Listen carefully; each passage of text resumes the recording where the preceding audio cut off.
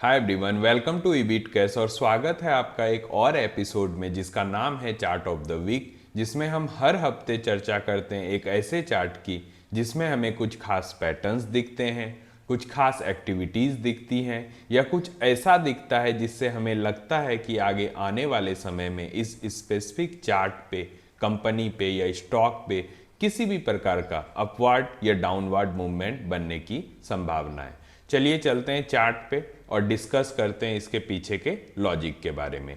आपके सामने जो चार्ट है वो अंबुजा सीमेंट का है। सबसे पहले बात करते हैं कि अंबुजा सीमेंट काम क्या करती है। तो अंबुजा सीमेंट सीमेंट्स बनाती है और इंफ्रास्ट्रक्चर का एक बूम हमारे देश में ऑलरेडी आया हुआ है। अभी बहुत सारा काम बाकी है, यानी इंफ्रास्ट्रक्चर में बहुत बड़ा काम होना बाकी है। अगले 5 या 10 साल तक हम बिना इंफ्रास्ट्रक्चर के किसी भी देश का डेवलपमेंट एक्सपेक्ट नहीं कर सकते।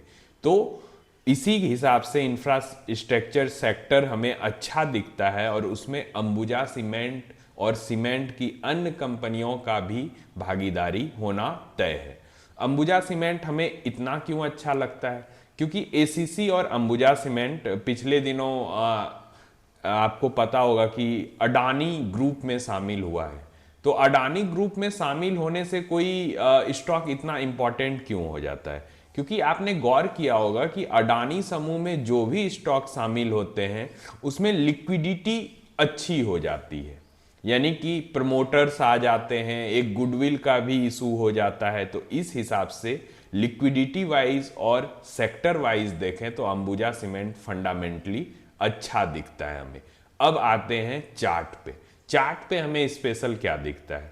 चार्ट पे आज हम नए कॉन्सेप्ट को भी सीखेंगे। ध्यान से देखिए चार्ट को, मैं जो डिस्कस करने वाला हूं। सबसे पहले हम देखेंगे कि इस हफ्ते हमने इस चार्ट को क्यों चुना। तो सबसे पहले एक लाइन आपको यहां इस चार्ट पर दिखेगी जो 580-81 के आसपास है।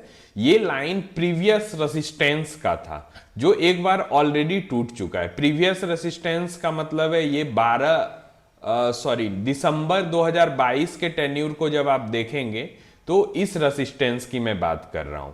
ये इसने तोड़ा फरवरी 2024 में, एक मूवमेंट भी मिला, लेकिन उसके बाद एक बड़ा करेक्शन इस स्टॉक में आया और वहां से फिर से रिवर्स होके इसने उसी प्रीवियस रेसिस्टेंस को तोड़ा है। इसे बोलते हैं डबल टैप ब्रेकआउट, यानी कि वैसा ब्रेकआउट जो पहले यानी पिछले दिनों हो चुका है, लेकिन एक भारी करेक्शन के कारण वो ब्रेकआउट बहुत लंबा सस्टेन नहीं कर पाया, स्टॉक नीचे आया और स्टॉक ने फिर से उसी ब्रेकआउट लेवल को जो वो ऑलरेडी तोड़ चुका था फिर से तोड़ा है। इसे डबल टैप ब्रेकआउट के नाम से जानते हैं और ये ज्यादा सस्टेनेबल और मजबूत माना जाता है। एक तो ये स्ट्रेटेजी इसमें काम करेगी और दूसरी स्ट्रेटेजी जिसकी मैं चर्चा करना चाहता हूं वो ये है कि अगर प्रीवियस रेसिस्टेंस कहीं ब्रेक हो रहा हो और उसके साथ किसी पैटर्न का भी सहारा हो, अगर आप गौर से यहां देखेंगे तो आपको हेड एंड शोल्डर की आकृति नजर आएगी। हेड एंड शोल्डर की आकृति अगर आपको और क्लियर देखनी है तो आप चार्ट को लाइन चार्ट पे लाइए और ये इसका लेफ्ट शोल्डर हुआ, ये इसका हेड हुआ और ये इसका राइट शोल्डर हुआ।